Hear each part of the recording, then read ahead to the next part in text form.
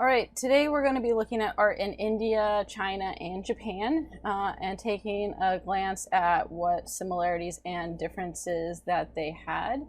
So what I want to get started with is first looking at the themes we're going to see in really all of these countries in some form or another. The first is going to be nature and meditation. There is a huge emphasis on both nature and also meditation in some form. Not necessarily like traditional sit down and meditate, but rather that you're taking a time to examine the art, looking over all the different parts, that it can't be taken in one glance, but instead has to be carefully and thoughtfully perused. That type of meditation to the more specific type of meditative aspects of Zen gardens and the way of the tea ritual, which do require more active types of meditation. So don't think of it just in terms of like sitting down and closing your eyes and meditating. That's not necessarily what it means for that one. The next one is going to be religion and philosophy. And this is also something that is very prevalent in all three countries, where we're going to look, and we'll mention in a minute the different religions and philosophies that were present in these three countries. And they definitely play a huge role in architecture and art, in all of the aspects that we're really looking at. And then you have rulers and ancestors. So those are going to be the, I guess, 3 to 6. I put them into 3 groupings, but there's technically 6 themes that we're going to be addressing with the art.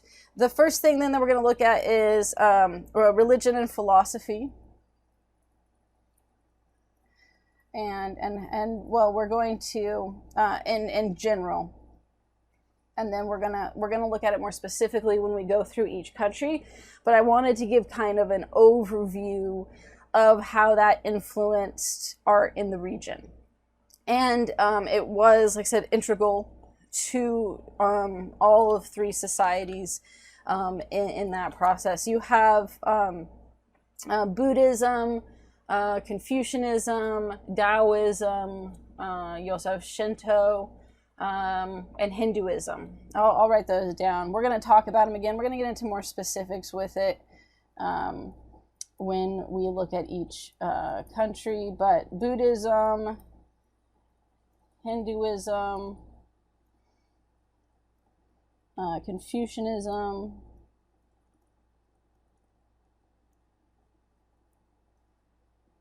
Shinto. Those are the big ones that are influencing belief systems in the countries. And then the philosophy and structure of each one plays into not only directly where we're going to see references to Buddha, but, and Taoism. I said Taoism too, and I forgot that one. Okay, so again, we're going to come back and talk about these when we get to the specific countries where they show up. And so you'll get more on that as we go along. So let's look at just the overview again of where you see themes that emerge for that. In India, where we're going to see that in the art is elaborate decoration in the art. And an emphasis on the human body.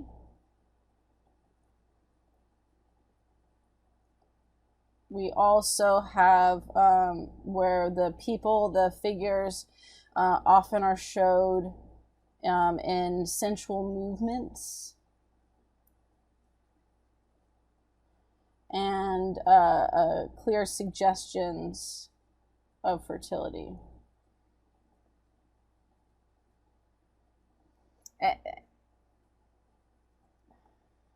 And there's definitely art and architecture that's going to be directly referencing the religions as well. So these are kind of the things we see that come out of that are themes or ideas that are represented, that don't necessarily directly show, say Buddhism, but that are, or Hinduism, but are things that come out of that. And especially with India, the sensual movement, suggestions of fertility, human body, these are based on Hinduism. And then you're going to see, specifically with Buddhism, images of Buddha and the beliefs. With China, you have where it combines religious subject matter, and combines it with heritage, Chinese heritage, and ancestors. We'll see one of the things that we're going to see with this is that ancestor worship and the importance of family is an important aspect of Chinese society. Art tends to be more precise in Chinese art and symmetrical.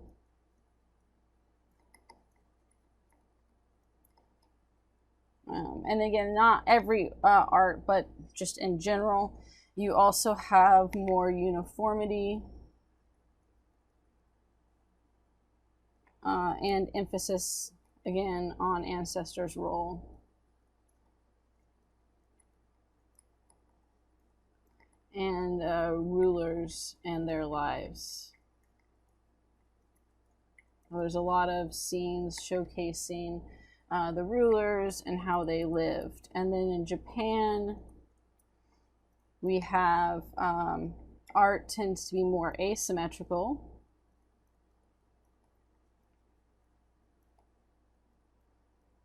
Rather than the symmetrical aspects of Chinese art. There's a lot of organic and nature. All of them have nature. Japan tends to have a higher emphasis on that. Meditative, by far the most obvious style, and then individual to the artist and their style. Okay, so those are the, like I said, the themes and the broad overview of characteristics of each of the art. Let's look at India first.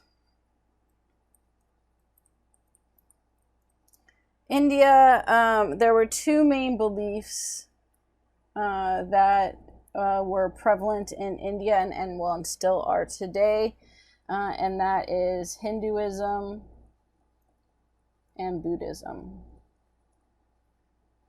And this will impact, we're going to look at the architecture for both of those, where you see a Buddhist temple and a Hindu temple. And it plays an important part in India's visual history. Shrines and temples, right here.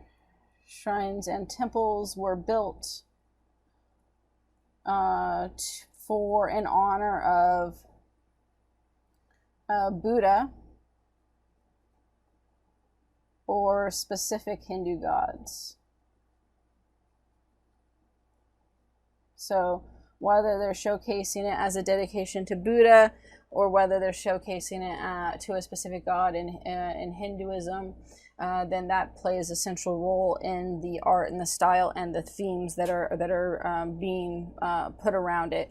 So you have usually this idea of places to worship that are meant to showcase a connection to the universe and the gods. So let's look at Buddhism and Indian art.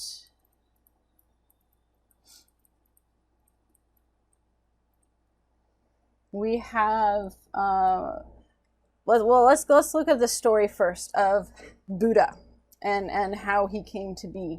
Buddha was his original name. He became the title or name of Buddha, but Siddhartha Gautama was his name originally. and he was a prince and was very sheltered. And there's a couple different stories with this, but usually it's the idea that he wasn't allowed out. He didn't really see the world at all. He was kept in his little bubble in his palace.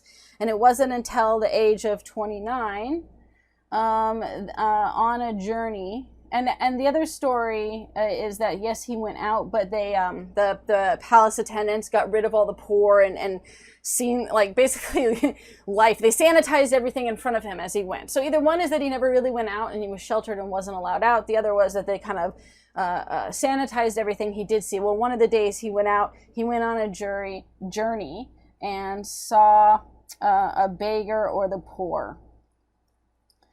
And this led to disillusionment with his life. And so he left the palace and really in order to discover the meaning of life. What's the purpose of life? How is one happy? Discover meaning of life. And with that specifically, how to be happy and content. Along his journeys, then once he's out, he tried many different methods.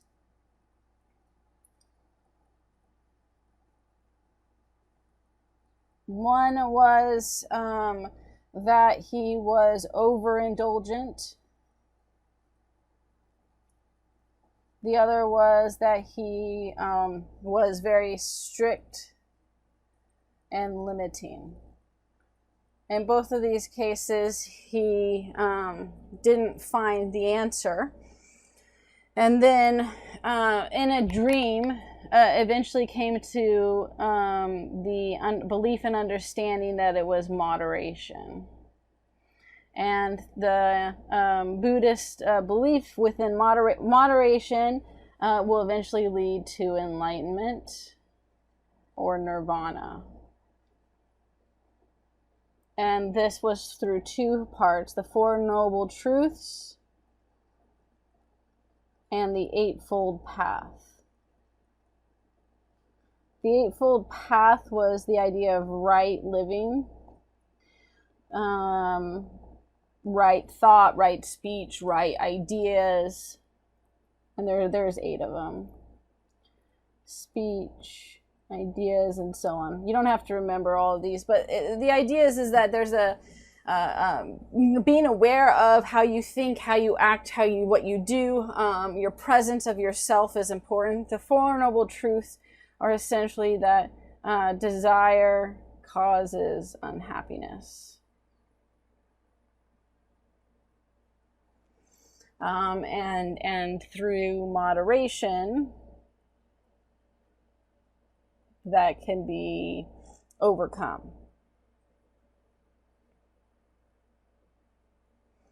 Okay, so the Four Noble Truths and the Eightfold Path were kind of the key part of that, so the idea of overcoming desire through moderation, the right thinking, right thought, right speech, right contemplation, all of that then leads to this idea of meditation, of understanding who you are and how you engage. So with this, then we have the Great Stupa. Let's see, we're on 3. That was created, and it's a building. It's in India, and it was built by King Ashoka. And King Ashoka was someone who initially practiced Hinduism, but then converted to Buddhism. Buddhism was started in India, but the reality is it wasn't as popular as it's going to be in Japan, China, because it conflicted with Hinduism. In fact, it actually challenged his Hinduism. And and we'll talk about the structure of Hinduism in a minute, but the priests, the Brahmins didn't, and the rulers didn't like that it challenged it, because it challenged the caste system as well. And so there was an active attempt to limit the spread of Buddhism in India. Consequently, it still was there and present, but it wasn't as popular or extensive. King Ashoka then it was a big rumble and deal when he shifted to Buddhism and Buddhist practices, because the rulers just didn't do that. They stayed with Hinduism because it reinforced their power and control. And he ends up building this, and it's the Great Stupa is part of a larger Buddhist monastery.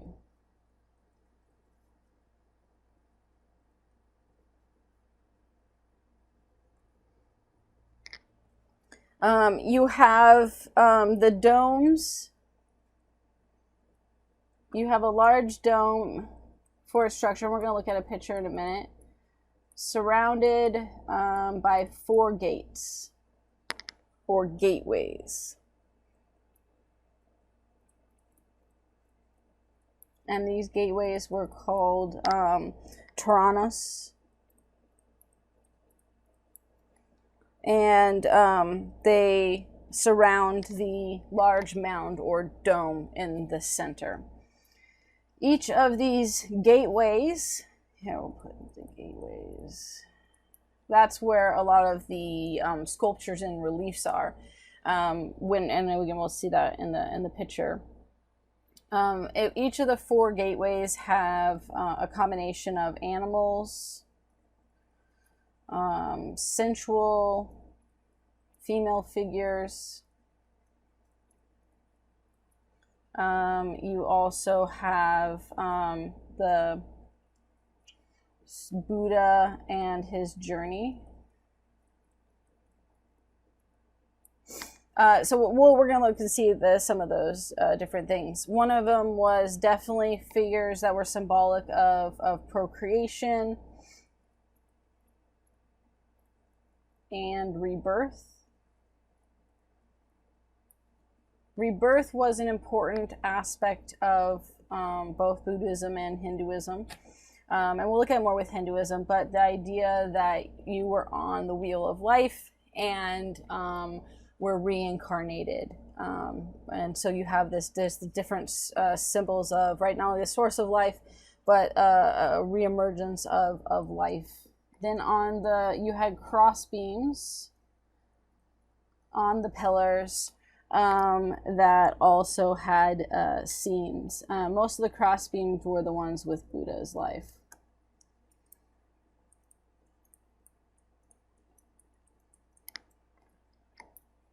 Oops. Okay, let's take a look now, since I'm trying to describe it without showing it, and then we'll talk about how the way that it was structured and the intent for that. So here is the Great Stupa. So you can see the dome part here, and then these are the gateways, and here are the cross. So you have the gateway itself right here, and then you have the cross beams, as well as the horizontal parts that all have the reliefs on them. And there's 4 of them around. Here, that one didn't come out as clear as I was hoping. So we'll look at it. I have a more close-up image of one of the cross beams and stuff. But you can see elephants, it's hard cut-offs, lions. There's some human figures in here. And then these parts right here tend to be different scenes from Buddha's life. That one's here's a much clearer one. Okay, so what you can see on this one, and we're going to do a close-up of that, is an early scene from Buddha's life.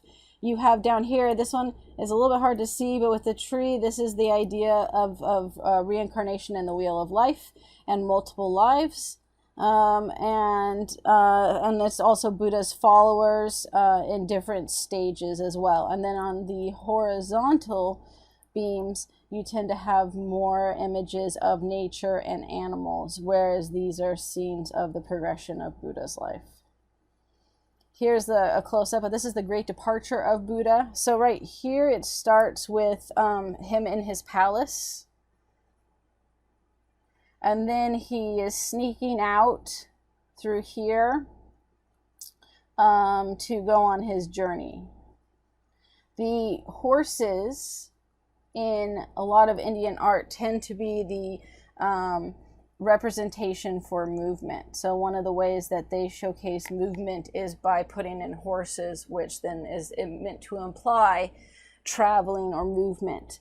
The idea is that in this first one, when he's sneaking out, there's people here that are holding up the horse's hooves so he can sneak out. Well, they're not meant to represent real people, but spirits. And then it goes through his journey of discovery. And then the footprints often represent the Buddha rather than showcasing him actually himself. And then they do this also with the many lives of Buddha, with his rebirths and transition. But the idea of showcasing the feet rather than actually showcasing Buddha himself, not only as a way for the pilgrims and individuals to feel like they're on that journey with him, but as a way to be contemplative or meditative about the journey and the right way of living as well. So with this, then the whole structure of the Great Stupa had a connection to, it had a specific purpose of the way that it was set up and also what they wanted to do. So pilgrims actually entered from the East Gate, which was the one that I showed you. There was a clear image after it. And then you circled, when you went to view it, the stupa in a clockwise direction. And the reason for this was that it was meant to follow the path of the sun.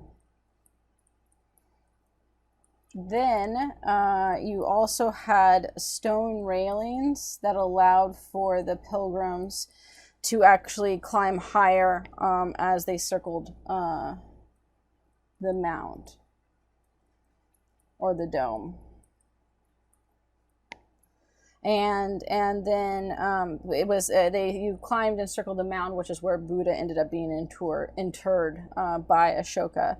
And then the 4 gateways that we saw, right, that we just looked at, represent a 3-dimensional mandala, which is a recreation of the universe.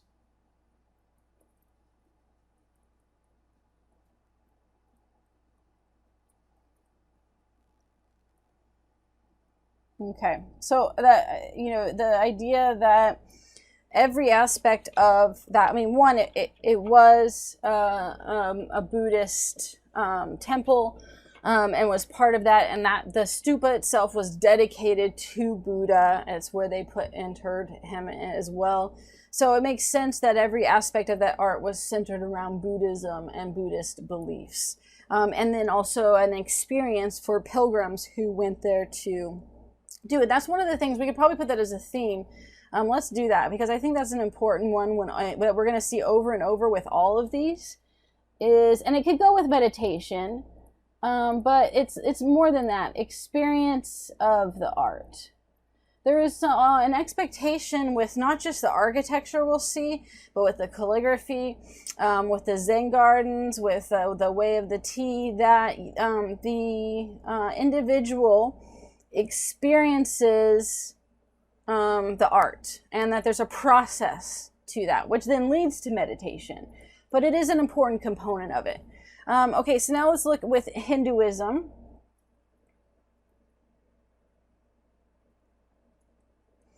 In Indian art.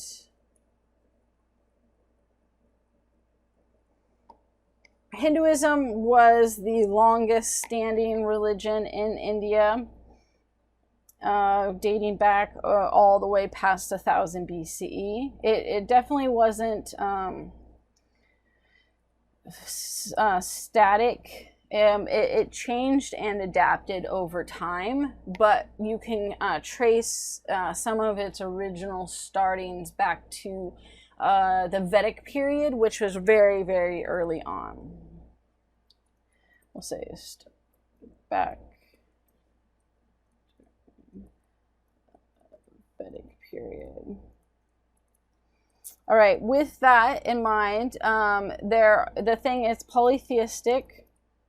So there's, right, that's multiple gods. So depending on what architectural temple or what temple you're going to, you're going to have some differences because, of course, if it's dedicated to a specific god, there's going to be references and ideas that are connected to that god versus a different temple that's dedicated to a different god. So the fact that there's multiple deities does play a role in that.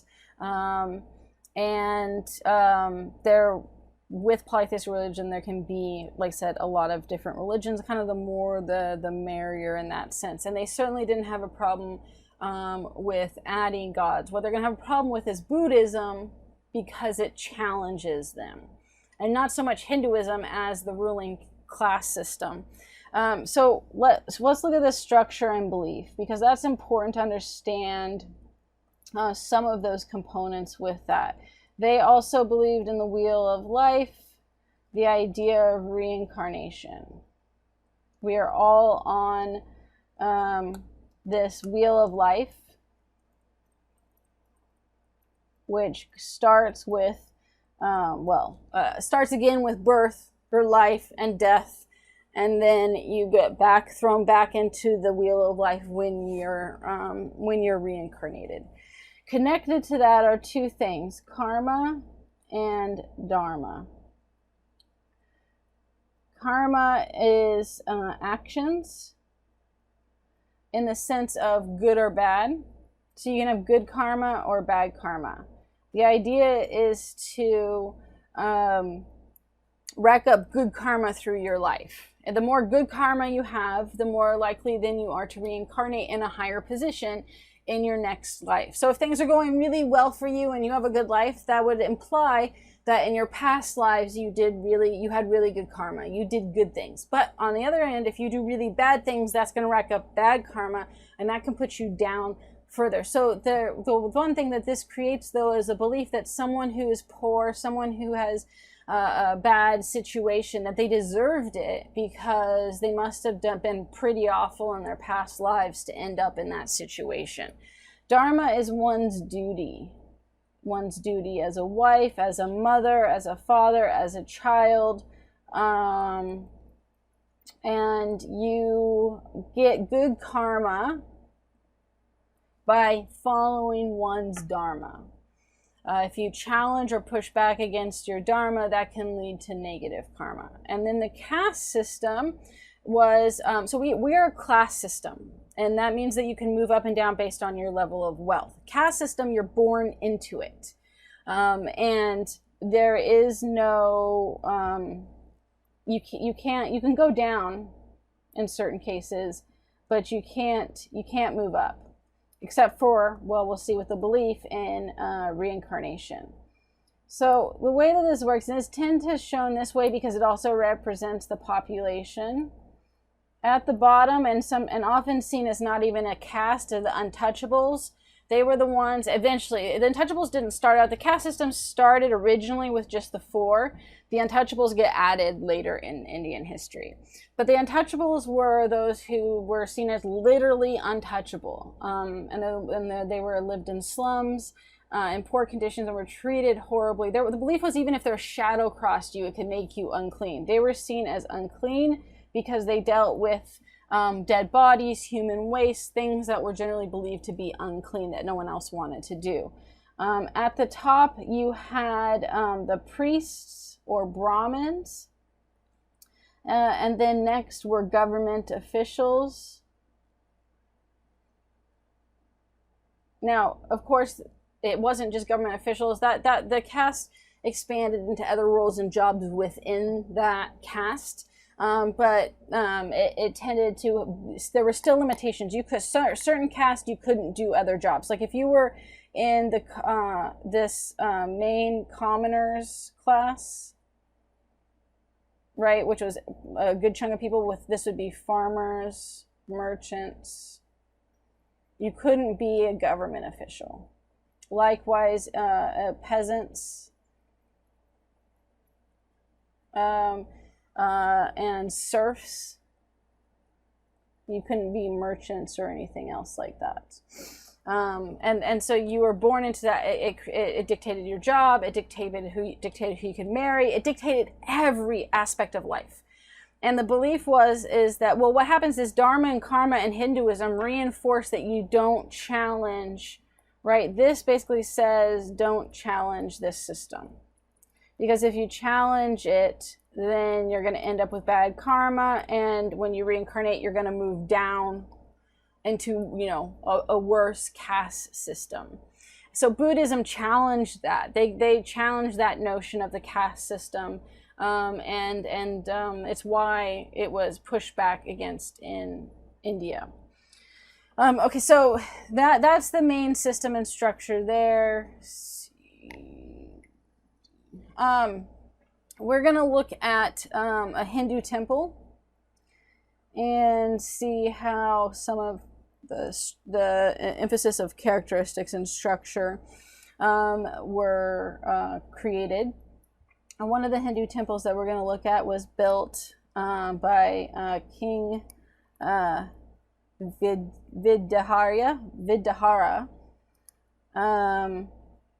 And look at the main sculptures and reliefs. It is one of the largest temples. And this one is dedicated to Shiva.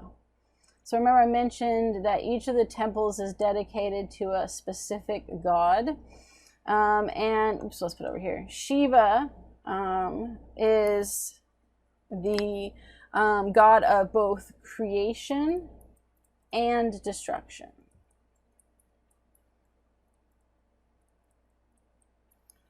And the Hindus saw their temples as specifically cosmic mountains or links between heaven and earth. There was a place you could go, or connections between heaven and earth. A place you could go to be connected to the divine. And so you definitely have that idea of walking around, being, having a journey, being meditative with it, because you were supposed to interact with it in many cases, because it was a way of connecting you to the gods, and specifically the god that it was dedicated to. The large towers that we'll see on the pictures are on Hindu temples. And like I said, we'll look at the pictures in just a minute, are called sakaras. And they're supposed to represent mountain peaks. So you also have that aspect of nature with connection of the world, and then the gods. Both the idea of, well, what these were supposed to do was that they were vertical towers.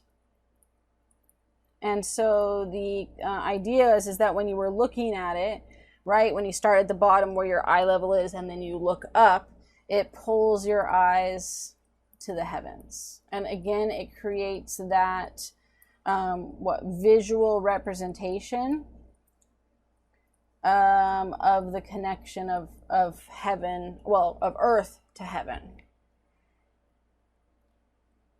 Right, so it's connected on the ground, and then as it pulls your look upward vertically to the skies, right, it's that idea of looking towards the heavens and creating that connection.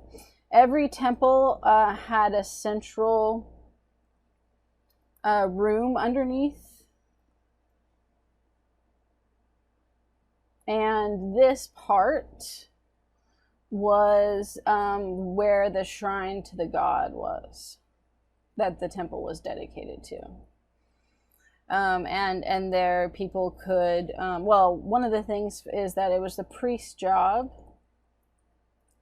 to maintain the statue. And they had a very specific role with this. The belief with it is that the statue embodied the god, and that not that it was the god, but that it embodied the god, and that you could have a spiritual connection of the god into that sculpture. And so you weren't supposed to just leave it alone and do nothing with it. The priest had a responsibility of prayer to the statue, meditation, where you go meditate with the statue of the god. They had incense burning that they had to do, as well as feeding and clothing. Now, this was common in polytheistic religions. Mesopotamian priests actually were required to do very similar things, because again, it goes to the belief within polytheistic religions that these sculptures were representations of the gods, and that the gods could inhabit that in spirit. And so you wanted to make sure that you kept them happy, especially like Shiva, who's the god of creation and destruction.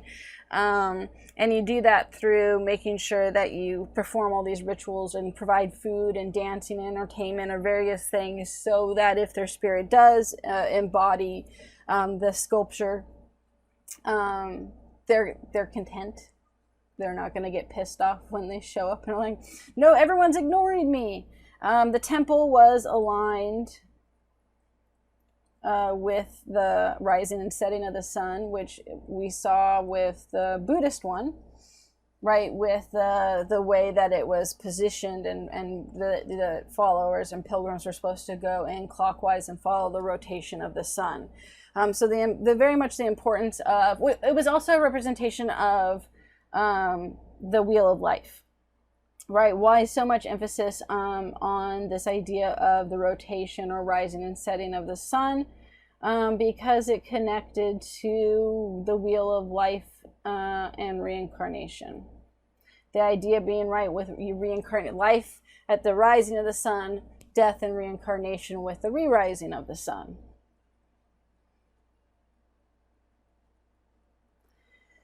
And then you have the exterior of the temple was covered with over 600 sculptures. So it was a lot.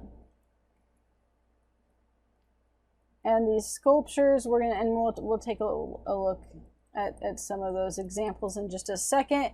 But there were a ton of different scenes. A lot of the scenes that it showed were erotic scenes.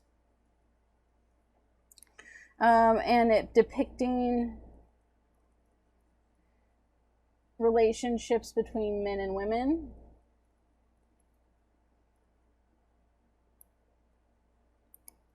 And the idea of sex, the idea specifically of this sexual joining of men and women, and the why all of that was because, of course, it created the idea of creation. There was a huge emphasis on this idea of opposing elements in Hinduism, so men, women, and the creation through fertility, through sex, and that creates that cycle. So let's look at those. Oh, this was one more. This was just a close-up of the animals at the Great Stupa. You can see all the elephants. Here is the temple, the Hindu temple. You can see a very different design, right? You don't have the dome-like structures. Instead, you have these spires rising up. And this, it's hard to see here, but we're going to get a close-up of that. These columns have all of the sculptures on them, right? And they're here. There's a few here. These are covered in sculptures, and then you have the larger spire as well. There's a close-up of the sculptures, the reliefs.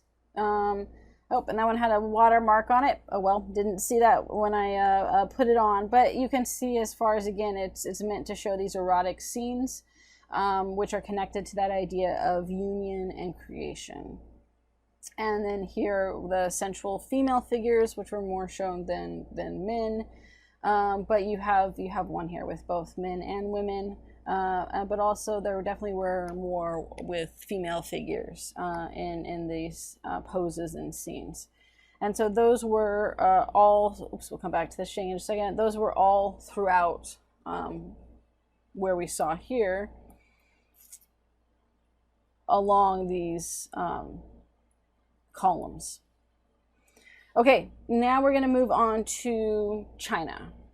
Now China, there's a couple different, there's lots of different dynasties, and we're going to look at two specifically, and then just some more general art that takes place, because you have art specific to dynasties and the rulers of those dynasties, and then you have art that kind of transcends a specific dynasty and goes through different periods of time.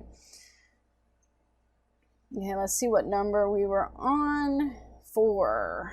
The first dynasty that we're going to look at is the Shang dynasty, and they're one of the earliest. Not the earliest, but one of the earliest. And the Shang dynasty were especially important in setting up a lot of cultural practices and beliefs that became part of Chinese culture and belief throughout. They were very much a military-based system. Both on the idea of how they structured their kingdom and the importance in society. They were a large empire, and they got that by conquering.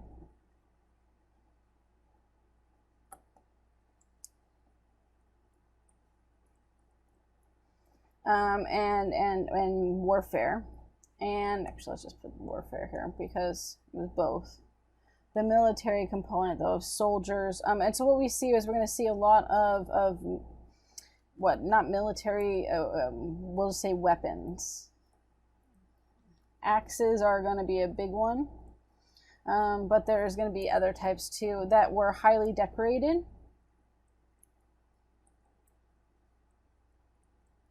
And carved. Now they had both ones that were for use as well as for ceremonial purposes. And then you had, so the weapons became a key component of that. They also established filial piety. And well, these three are going to go together, but the filial piety is extreme devotion.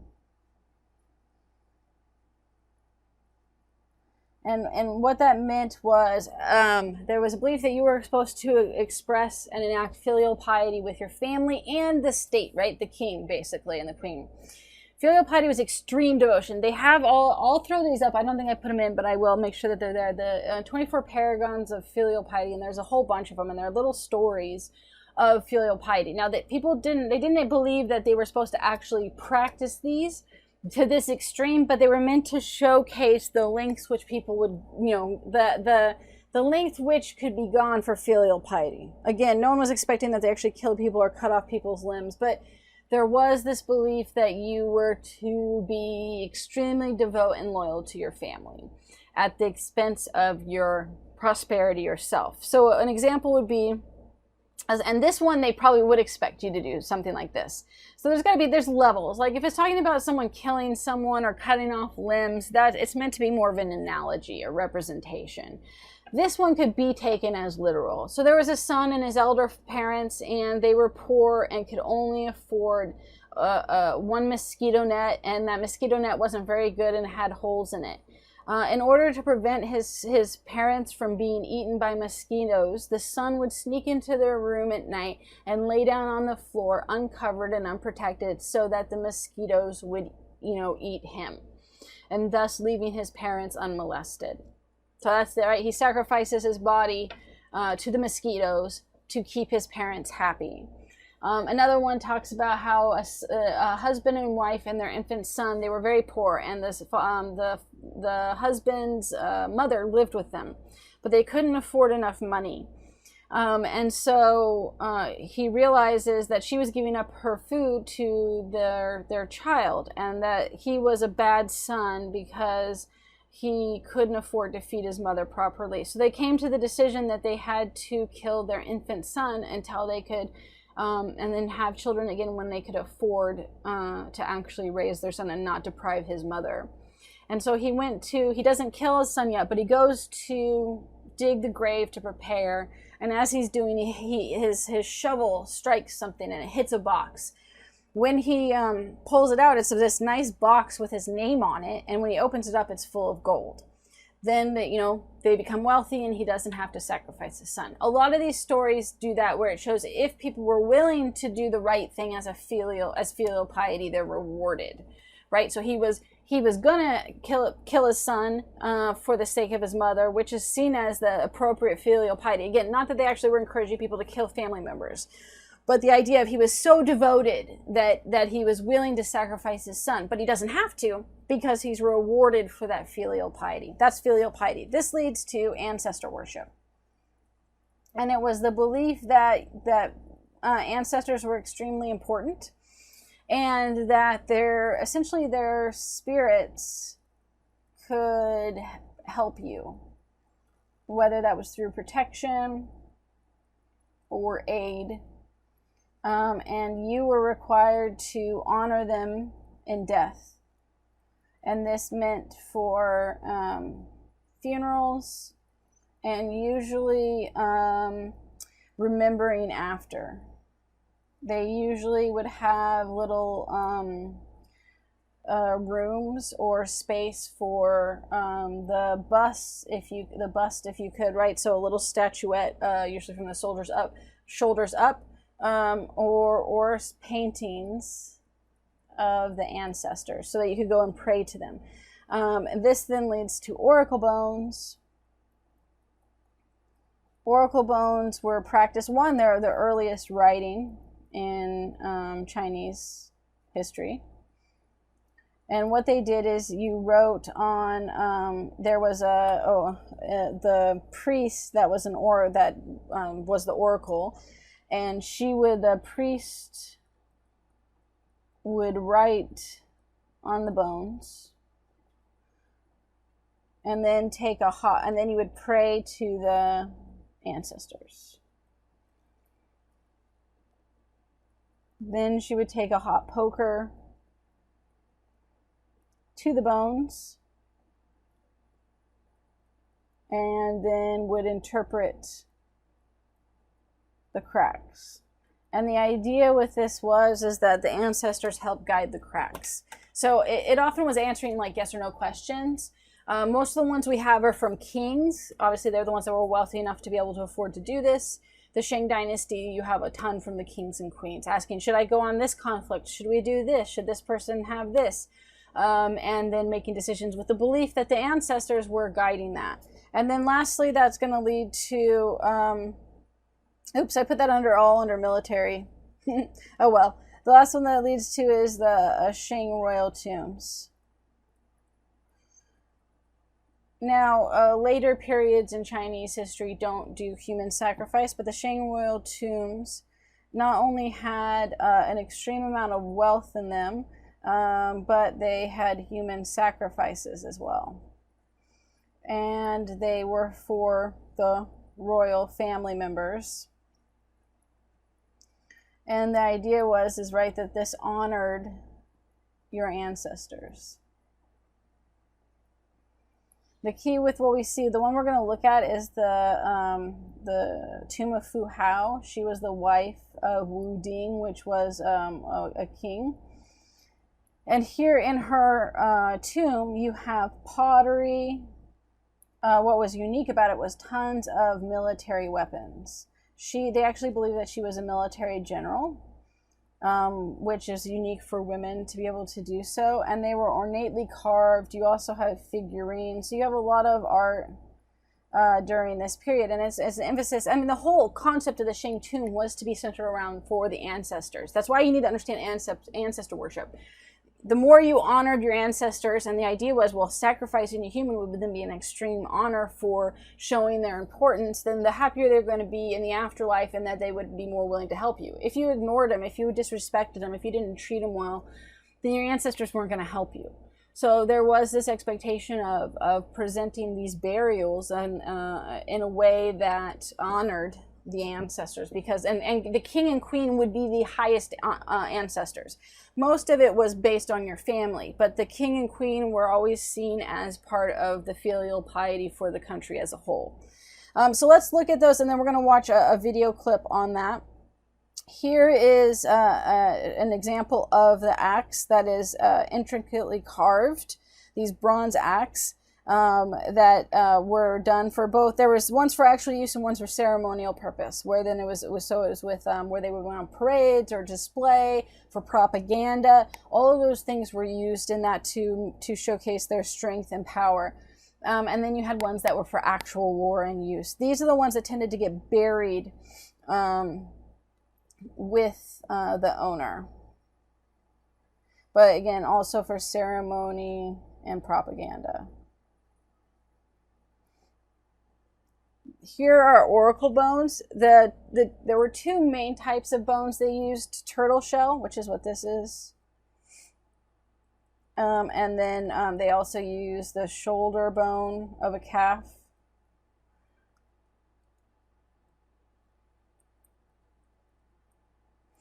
So what they would do, right, is they'd write out their questions, and then you stick a hot poker into it, and it creates the cracks, and then you can interpret it based on that. Right, so here's another one. This is just probably from time, but you have the writings, and then some of these cracks are probably from, again, shoving the hot poker. You can see kind of the key entry points into it. And then here's the last one that I have as an example. Same thing, writing, asking the questions, and then the cracks that were ordained for it. This is the Shang royal tomb.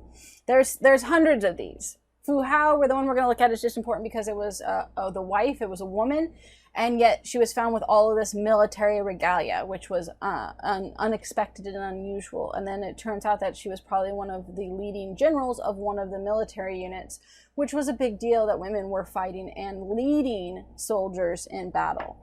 So you can see from this, right, that you have tons of different bronze pots that are all throughout, along with figurines and sculptures.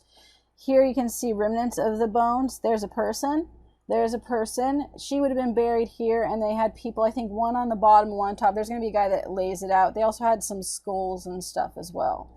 And it was just an extreme amount of wealth that was put in the tomb, somewhat like the pyramids, right? And here are some figurines that were found in her tomb, some with nature of animals, along with the military components. So let's take a look at the video with this. And it cuts off at the end. Also, they are super dramatic with the noise sound. It goes whoosh. Anyways, it's good information, so I keep using this one, but it's way over dramatic in the use of that sound. So just be aware of that. And it's a partial one. It's going to cut off, but it gives a good introduction into the artwork and Fu Hao and the Shang dynasty.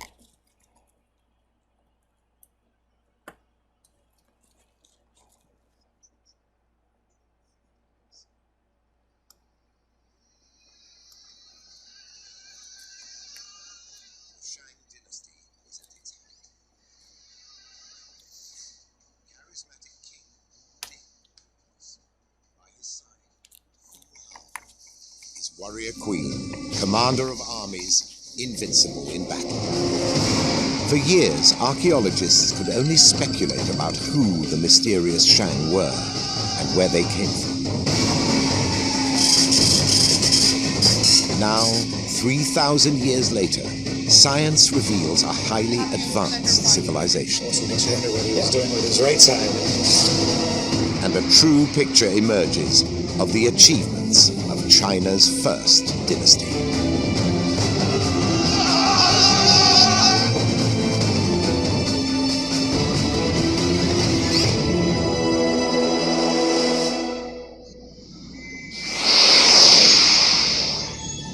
Anyang, China, over 450 kilometers south of Beijing.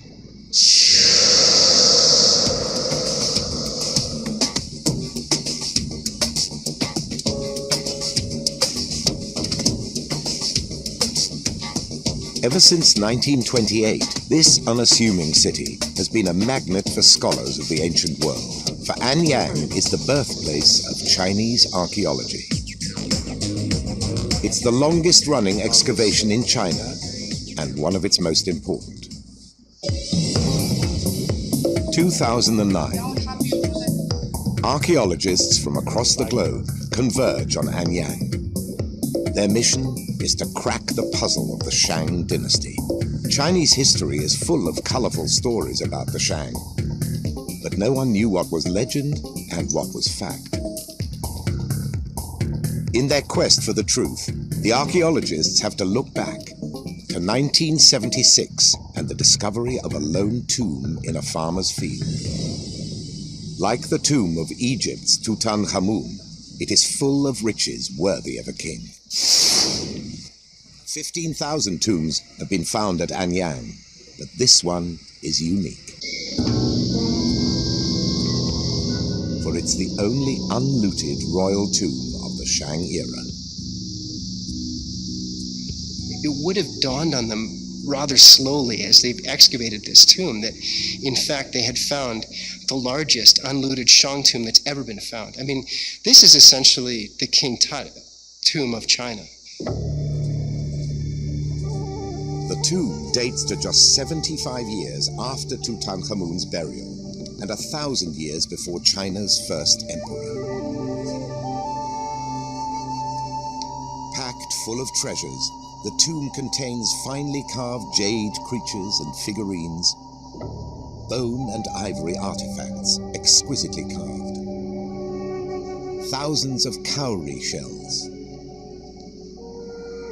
over 100 battle axes, spears, and daggers with lethal blades,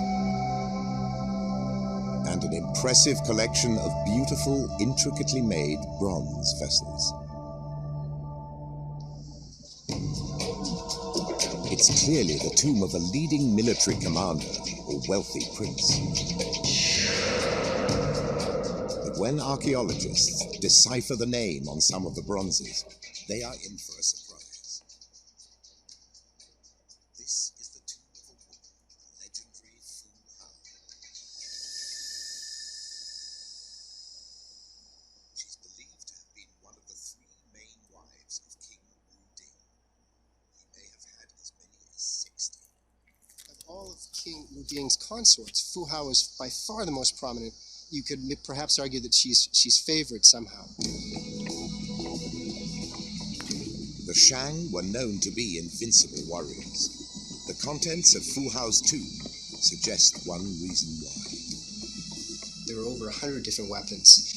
Now, this one, interestingly, is sort of it's almost like a hybrid between a battle axe and this, which is more spiky. You would either swing it like this, or with one hand like this, and perhaps holding a shield. So not only could you hack somebody with it and the blade go into them, you can also lop heads off. The large number of weapons suggests Fu Hao was involved in military campaigns. The weapons are testimony to her military prowess. And the discovery of a bronze ewer axe suggests she was of high rank. Fu Hao has a very famous example. The blade is about 1 foot wide. It's the largest ewer axe, I think, that's been found so far. Now, this not only indicates status, but probably warrior status. Legend also tells that Fu Hao was a military commander of first rank, leading Wu Ding's most famous generals, and how she may have courageously raised an unprecedented 13,000 troops to fight the Shang's enemies, known as the Qiang. All the evidence suggests Fu Hao was indeed a warrior. Campbell searches for even more clues to her military career. He has a fantastic aid to find out more about Fu Hao. a resource almost unparalleled in this era of history. These are oracle bones. The Shang were one of the first civilizations to have writing.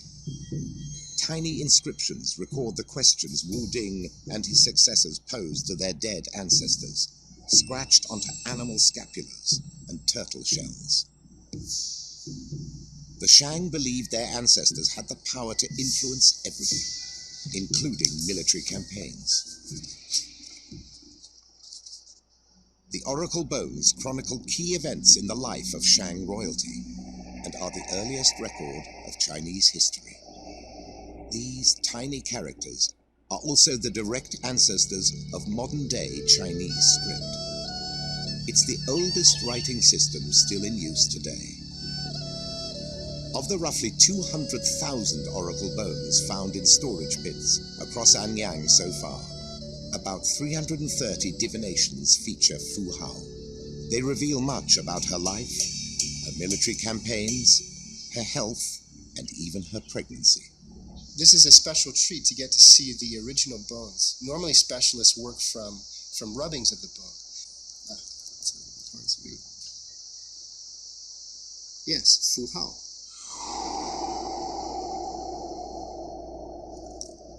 The text is tiny, and scholars still struggle to interpret all of the characters, but Campbell arrives at a ballpark meaning. Stepping back and putting it all together, the prince wants to take Fu Hao to enter this particular place. He wants to gather up troops to launch an attack and bring Fu Hao with him to do something that's not clear. Basically, what the prince is divining about is whether or not he should go ahead with this military plan. The oracle bones tell of almost constant war during Wu Ding's reign. He was even known as Ding the Warlike. Wu Ding and his beloved Fu Hao were leaders of a society founded on war.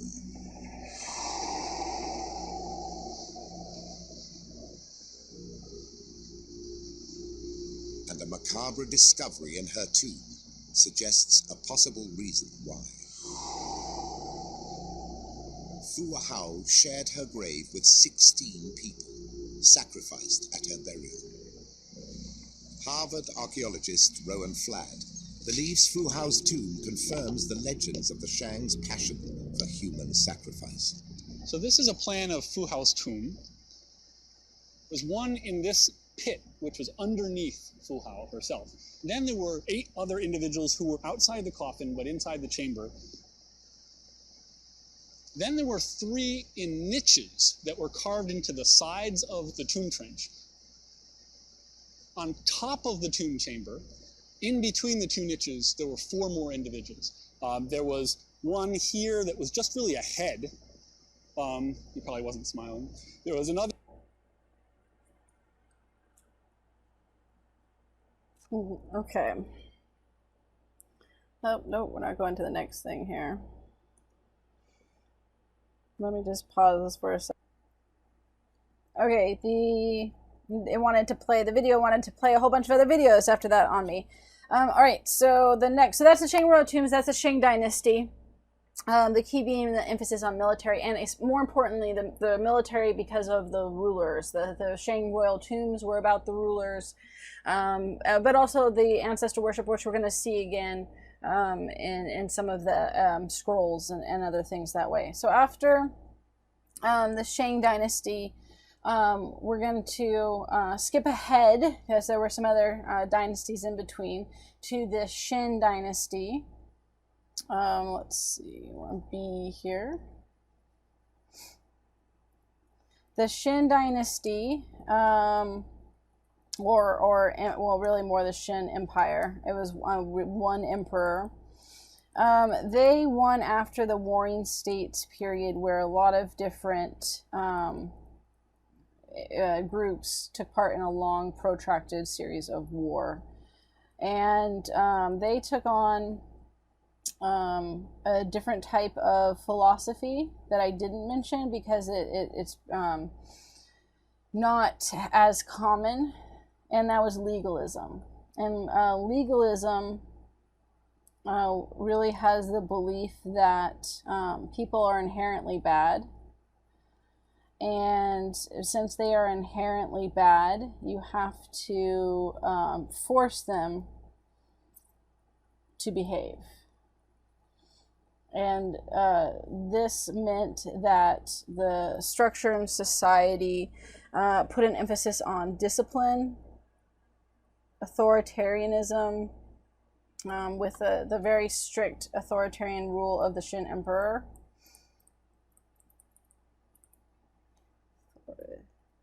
Authoritarianism. You also had uniformity, the idea, of course, of uniformed weights, measures, education, all of that, because then, of course, people are going to fall in line and follow what you put out there more readily. It also, discipline really meant punishment and torture, but that you punish and torture people if they disobey you and don't agree with you. One of the other things that it emphasized was building projects. So there was a ton of building projects that were done during this period. The most famous being the Great Wall of China. And this was started, not the whole thing, as it was expanded on through various periods, but the Great Wall was started here. They used forced slave labor. That was slave labor because they were those that were sent there to do forced labor because they spoke out against the government, thought the wrong thing, were captured in a military battle. And it was created as a defense to keep enemies out, and then later specifically the Mongols. So very much, again, it was all of this, all of the art in the Shin dynasty was centered around the Shin Emperor, him as the supreme ruler and controller of the Shin dynasty. And many people died with this labor. Dehydration, lack of food, falling in, accidents. There's people that was their burial ground. They fell in as they were working on it, and they just kept building over it. They didn't go get them. So it was at the expense of a lot of lives, but was meant for military defense. The thing that we're going to look at specifically are going to be the terracotta warriors. The terracotta warriors were created for the Shin Emperor's tomb. So just like with the Shang dynasty, you have another item or art that was done for a burial ground. There were these were life-size terracotta figures, and there was over 8,000 of them that were made.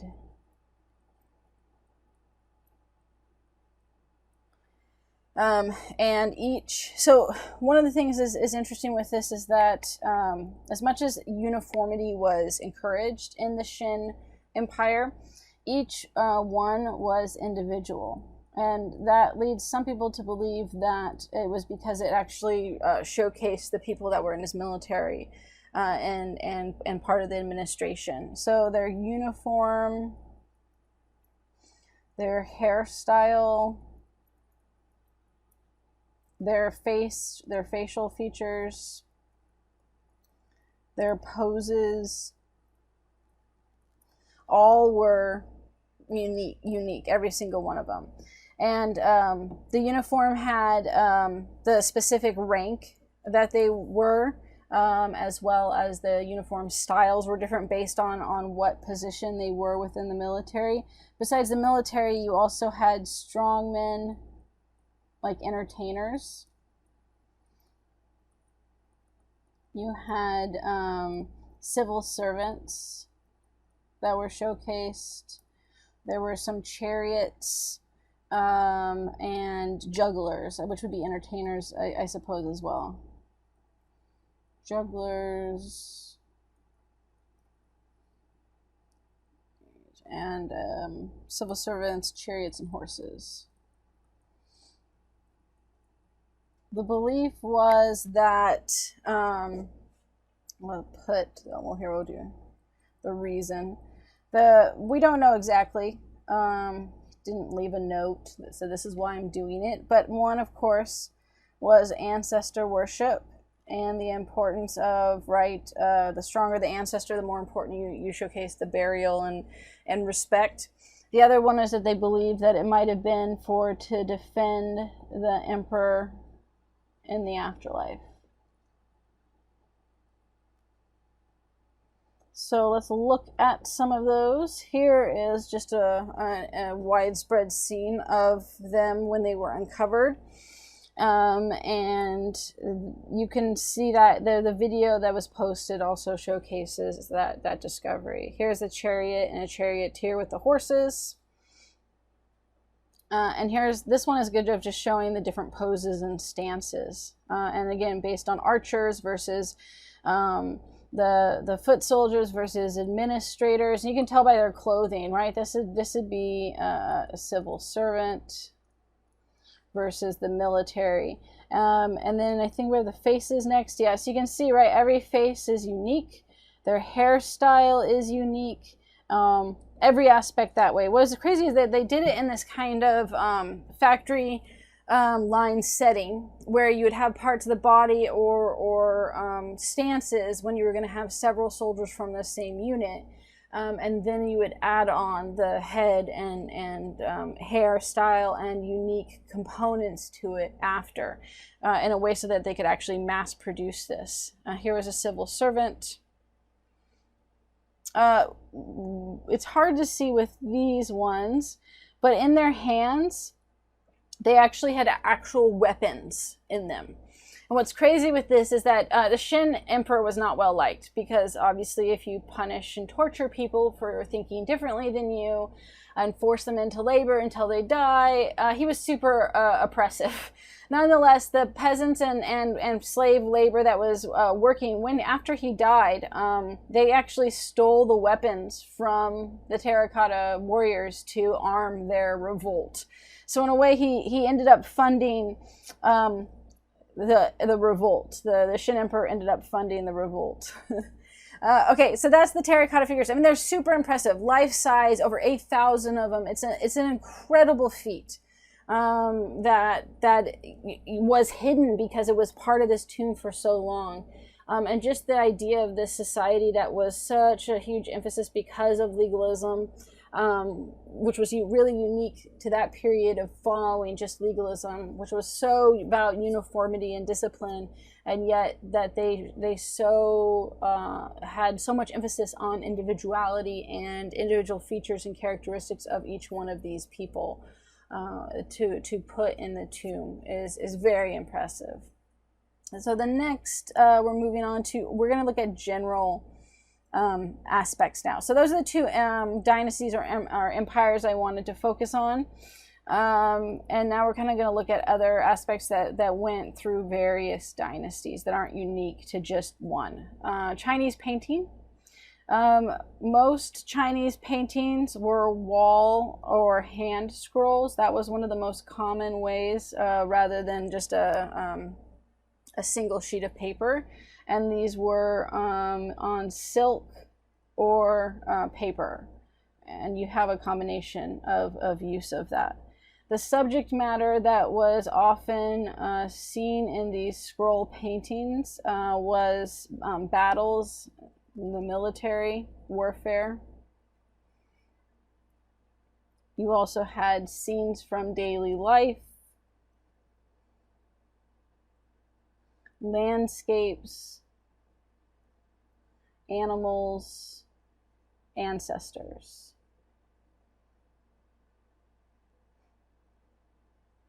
And the whole idea of a scroll is it was meant to be experienced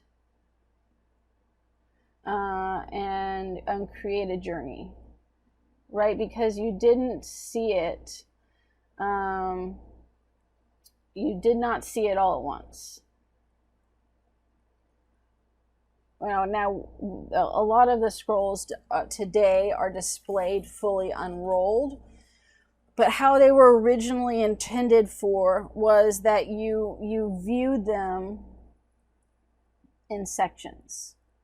And this allowed the artist to tell a story, because they could have it be, so a lot of times you have this continuous narration or continuous narrative that would take place. It also was really great for showing time, right, and movement, because you could showcase that under the different parts of unrolling the scroll. And so it does it. They create these really great stories behind it. The other thing we're going to see in a lot of these are going to be these red seals, just like the cylinder seals. The seals here, and they're stamped in red ink, are names. They're people's names, and the belief was. Right, so it was like their signature. The artist would put their seal on it, but owners of the art would also put their seal on the artwork, as well as when things were displayed or passed around, people who appreciated the art. So the idea is that you'll see some of these older artworks that have lots of red seals. And what that tells you is that it was a well-liked artwork.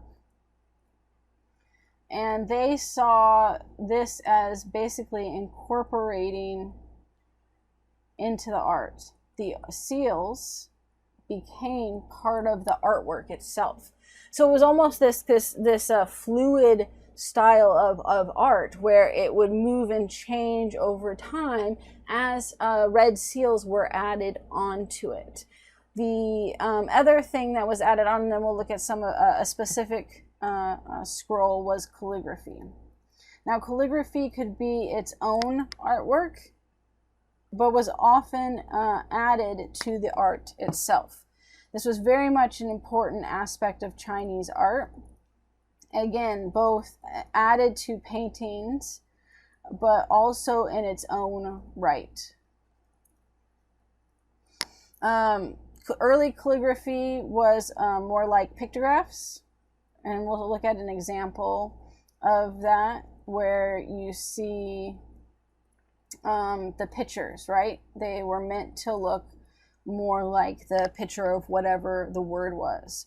There's also a formalized style, which you're supposed to follow very specifically. And then there's a more unique style where it's up to the artist to how they create the calligraphy.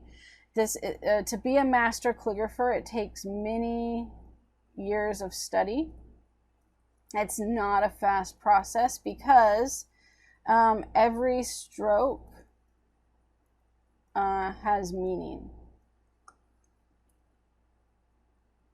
So you have to learn how to what the different strokes mean. Essentially, in calligraphy, and this is what's really crazy with it, and I think why it's showcased so much within an artistic fashion, is it's the way that you create the strokes showcases and emphasizes a specific mood. So you can show sadness, you can show joy, you can show formality, right? If you're using that very formalized style, you can showcase curiosity, and so on and so on. And that's done by how thick the lines are, or the quickness of a stroke, right? How kind of sloppy or messy it is. Whether and the order of the strokes. So all of this, if you're like writing a poem or doing something like that, the way that you write out the word in the use of and the type of calligraphy you use doesn't just indicate the wording and the poem, but creates a style and mood attached to it as well. And again, a lot of times calligraphy would be attached to the scroll itself. So let's take a look at a couple of these. Here's one that's the ancestors, and it had their names. Remember, we talked about the importance of filial piety and ancestors. You definitely had scrolls that would be wall scrolls meant to be hung up, showcasing the ancestors. We're going to come back to this one in just a minute, but I wanted to showcase this. So you have here a Chinese scroll, and so you have the calligraphy here, and this would often tell the story or a poem that was connected to the artwork itself. But then all of these seals, this is how all the people that owned and appreciated and liked the art. And so that they get incorporated into the artwork itself and become part of the art, even though these were not there on the original artist drawing. Here's another one with animals. And again, you have the calligraphy, which gives the title and then a description of a poem of the art, and then you have all these seals as part that become part of the artwork. Here is early Chinese calligraphy, which are much more the pictographs, right? So they look like the pictures, and they are meant to have a connection to the word and the design to look like whatever the picture is. I mean, that's what pictographs, what we looked at before. And so that's one style of calligraphy that is still used today, not for normal writing, but in calligraphy art. And then you have the regular, more formalized calligraphy style, which uses the more modern language. But again, you can see the seals that are on it as well. And then you also, here's another one where it's the more individualistic, where it's more freeing and quick and rapid. So you can tell from this, right, that it was done a lot faster than, for example, these, which not even the slowest. There's one I didn't put it in that you can see was taken very with care and time. But that then these were done actually slower than the quickness of this one. And so that brush stroke right here, right, I mean, you can see it in multiple places, indicates that speed and quickness of that, which then gives a different understanding to the word than the calligraphy that's used for this, or the pictograph calligraphy. And so all of that plays an important role in Chinese calligraphy. We're going to look at this specific scroll. I'll write out the characteristics, and then we'll take a gander at it. Let's see. So this one, the one we're going to look at specifically, he was a famous Chinese writer, and it's about him moving his dwelling. It's him and his family moving. And so the scroll showcases that journey, right? And it's about a journey on the process of his family, of this Chinese writer. And you see the family in the lower half of the scroll.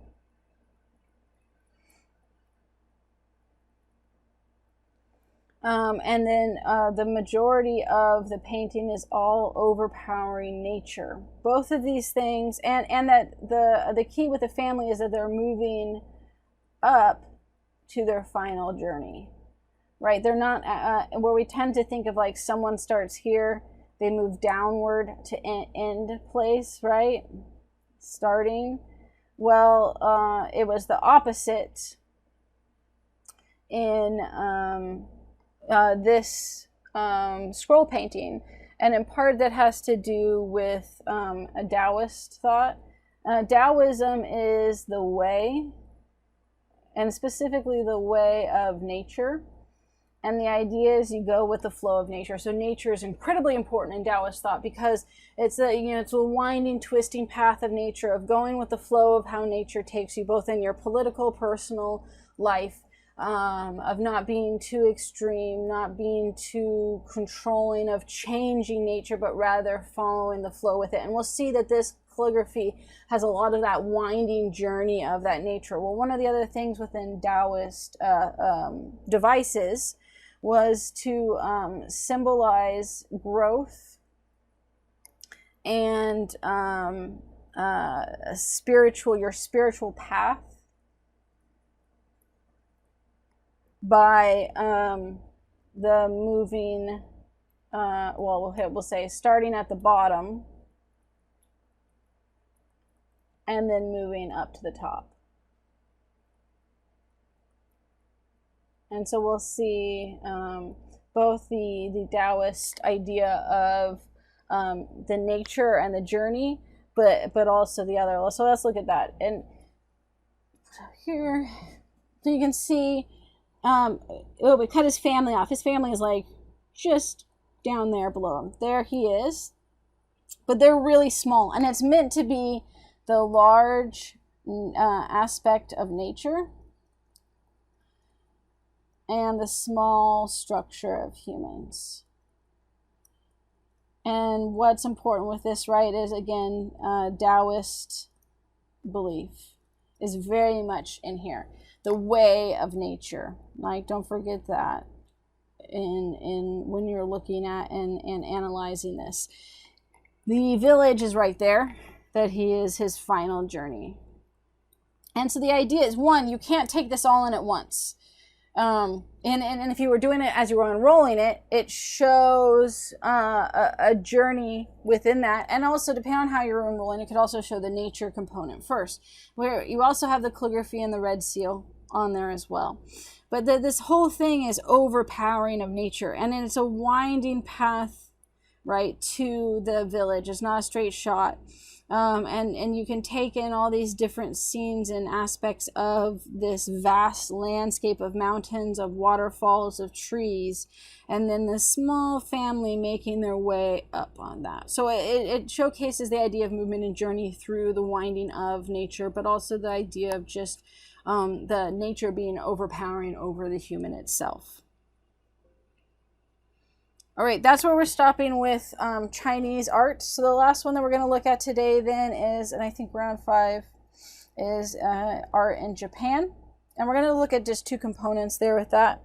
One of the things that's important with that is nature and religion. And all of these we looked at, right? Taoism, even legalism with a philosophy, Confucianism, Hinduism, Buddhism. For Japan, they had those. They incorporated Buddhism and Confucianism into their belief systems as well. They also had the Shinto religion, and that was a belief that spirits that were called kami are present in everything, including nature. So it's not just people. And so that should be revered. It should be revered, it should be appreciated, it should be respected. Right? Nature should be respected. Everything should be respected. There should be respect to everything, because everything has a spirit, and honoring that. And that played a role. This then created an emphasis on meditation. As I mentioned before at the very beginning, meditation was going to be a very clear thing in that. I mean, the scroll paintings encourage meditation as you go through the journey. The temples encourage meditation as you walk around and observe and take your time with. Calligraphy encouraged meditation in some cases, with the slow carefulness of examining the stroke works, and as well as the artist involvement in it as well. So there were lots of things that created meditation, but you see it most clearly and most obviously within the Japanese stuff that we're going to be looking at. So you definitely have an emphasis on meditation, quiet reflection, and appreciation for nature.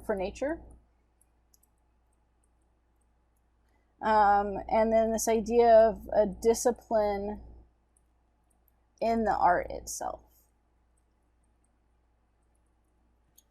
So all of those played a key role in that. What we're going to look at first are we're going to look at the way of the tea. They had tea rituals that took place. And the whole process of having tea, that there was this whole ritual behind it, that was meant to be, meditative and peaceful. You had a whole process for pouring the tea. Actually, even before that, preparing the tea, pouring the tea, and serving the tea. But how many times you turned the cup, how you prepared the tea and poured in the tea and stirred it and mixed it together, how you rotated the cup again and served it to your guest, how the guests drank, how they put the tea down. It was a step-by-step process that was meant to showcase this discipline and control within it. The other thing that gets connected to this was the idea of repairing broken teacups. And the belief that there was more beauty in the repair, and it gave it character. And what they would do is, if a teacup broke, they filled in the broken parts with gold. And essentially, the teacup became its own artwork, and was seen as actually more beautiful because it had its own story and experience than one that was brand new. So we see here, right, this is showing the steps and phases of the tea ceremony, of the guest, of preparing the tea, of serving the tea. Here is an example of the bowl with the tea. You'd have the tea in here, the whisk, and the stick the spoon for getting it out, and you even set up the components of tea in a certain way. So it was very complex, and it took a long time to learn it. It's not something, and these tea ceremonies could last 2 to 4 hours. So it wasn't a quick jaunt over to someone's house to have a cup of tea and stuff. It was a process. Here is the Japanese teacup repair. So you can see, right, the bowl, right? I call them teacups, but they mostly are kind of like small bowls. The gold, where it was cracked and then it's repaired. And so it's actually seen, as it says, more beautiful after being broken than when it was first created. Here's another one being repaired. They did it with some other stuff too, but the tradition has its background within the teacup. And the idea that each one of these creates this individual, right? We're talking about the importance of individuality, that it creates an individual character. But this also has definitely that meditative component. And then, as I mentioned, it could last for 2 to 4 hours.